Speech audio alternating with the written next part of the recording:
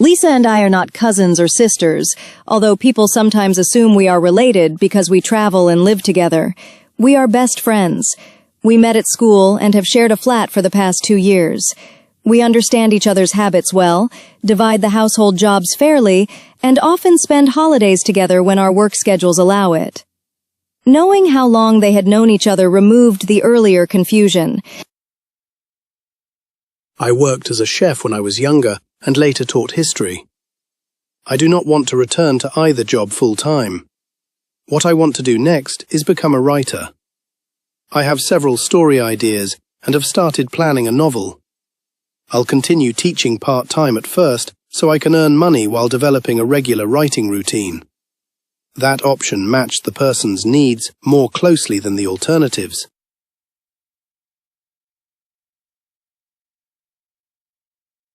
I do not have to go to work today, and staying home all afternoon would make me restless. I'm going to go for a drive in the countryside. The weather is clear, and I want to visit a small village I have never seen before. I'll take some food with me and return before it gets dark. The choice fitted the situation better than the other ideas they had discussed.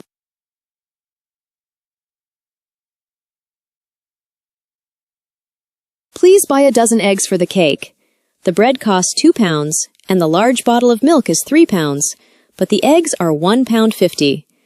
I only need 1 box today. Check that none are broken before you pay and put them carefully at the top of the shopping bag so they do not get damaged. No extra charge or item needed to be added to that figure. Hi, I'm calling to tell you about lunch. I first said it might be ready at 1, but the meat needs longer in the oven. Should I come home earlier then? 3 o'clock would be too late for the children. Lunch will be ready at 2. Could you come home a little before then and set the table? Of course. I'll head back just before 2. Perfect. I still need to finish the vegetables and make the sauce.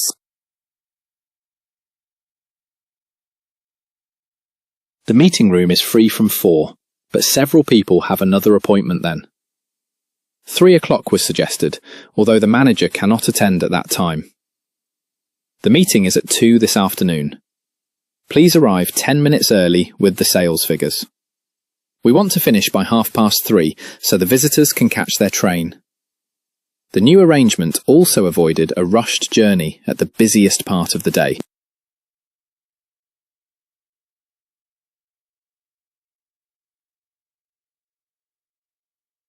My manager was not always friendly, and sometimes he was strict because the work required high standards.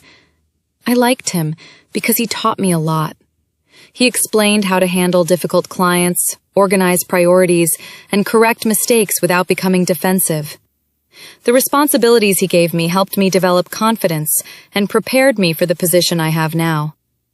The clarification prevented the same misunderstanding from affecting the next decision. Many office employees work from 9 to 5 and remain at a desk for most of the day. Being a writer is different because I work at irregular times. Some mornings I start before sunrise, while on other days I write late at night.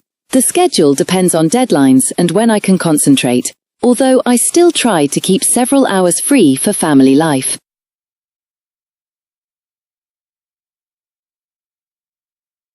Today's list contains 2 clients from France and 3 from the UK, which may be why the numbers became confused. There is 1 American client. Her name is Leslie, and her appointment is at 11.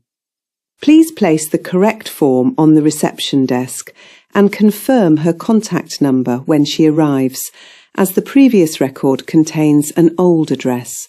No extra charge or item needed to be added to that figure.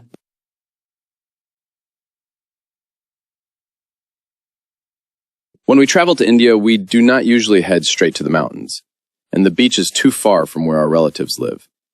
We often go to the park near their home. It has a lake, food stalls, and a large area where the children can play. We normally spend several hours there before returning for dinner.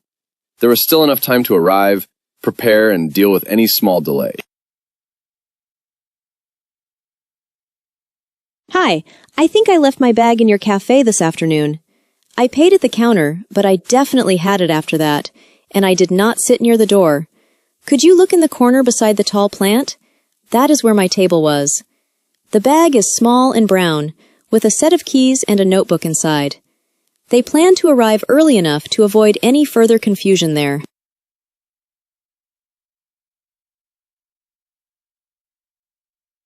We considered the back entrance because it is quieter, but delivery vehicles use that area.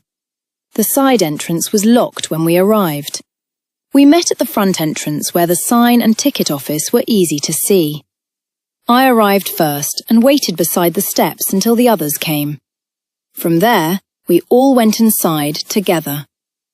The final location also allowed the group to continue the journey together. The assignment does not need to be 6 pages, and 5 would still be longer than the limit. It should be 4 pages, including the introduction and conclusion. The reference list may go on a separate page and will not count. Focus on analysing the evidence rather than repeating background information simply to make the work appear longer. A second check confirmed that no part of the total had been counted twice.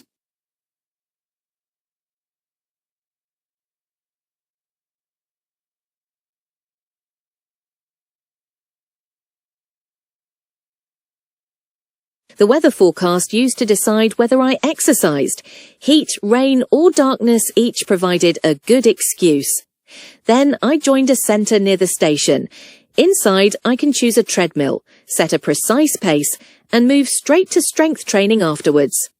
I miss outdoor scenery sometimes, but consistency matters more.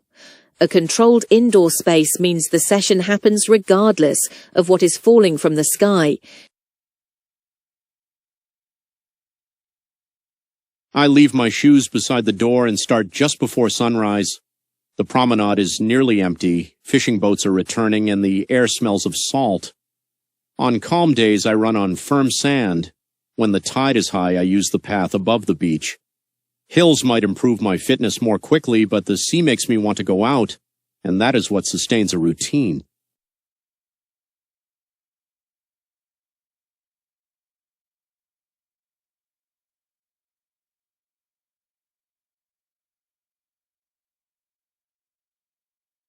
There is a park 15 minutes away, yet traveling there makes a short run feel like an expedition. I prefer stepping outside and beginning immediately. My route uses residential roads, a shopping street before it gets busy, and a hill near the station. I wear reflective clothing and avoid rush hour because cars are the obvious disadvantage. Even so, the convenience of running through my own streets keeps the habit simple.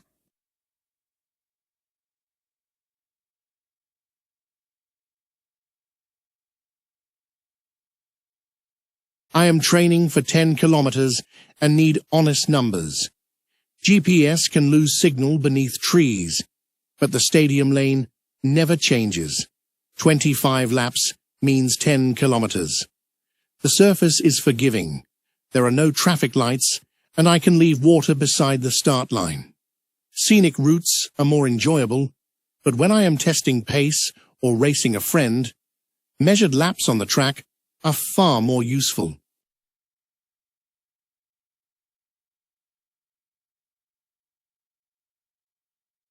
Did you hear the callers on the Youth Council programme last night? Half of them were under 25, and they were making sharper points than some of the older guests. I did. At the community forum last month, the front rows were full of students. Young people clearly see politics as something that affects rent, transport and education, not as a distant subject. Social media has helped create that change. A short clip from a council meeting can reach thousands of people before the evening news, and campaigns can organise volunteers almost overnight. It changes campaign communication, but I would not say it changes politics itself, and I would not rely on it for understanding. I am more impressed that people now read long-form reports, compare newspapers, and check official data. So, you think the public is better informed than before? Overall, yes. There is still misinformation, but people have more tools, and many are learning to verify claims. Another encouraging sign is the number of women standing in local elections. Our district used to have 1 female candidate. This year, there are 7. That is a real improvement. Political institutions make better decisions when women are present in greater numbers. And younger voters can see leadership that looks more like the society it represents.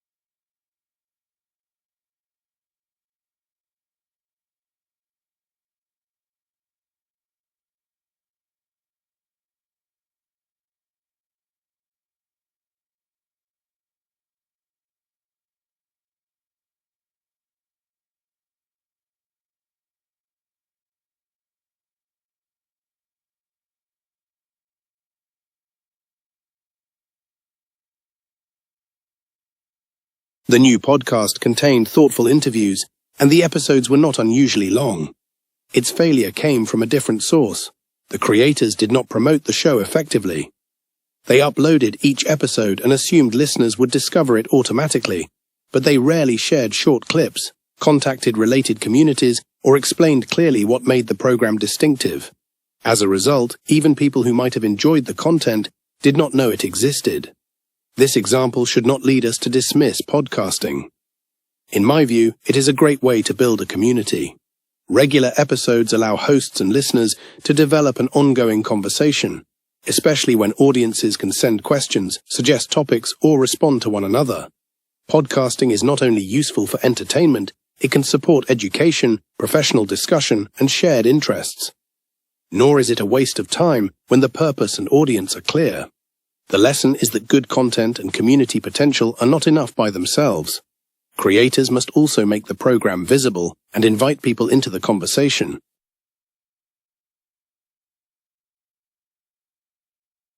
The new podcast contained thoughtful interviews, and the episodes were not unusually long. Its failure came from a different source. The creators did not promote the show effectively. They uploaded each episode and assumed listeners would discover it automatically, but they rarely shared short clips, contacted related communities, or explained clearly what made the program distinctive. As a result, even people who might have enjoyed the content did not know it existed. This example should not lead us to dismiss podcasting. In my view, it is a great way to build a community. Regular episodes allow hosts and listeners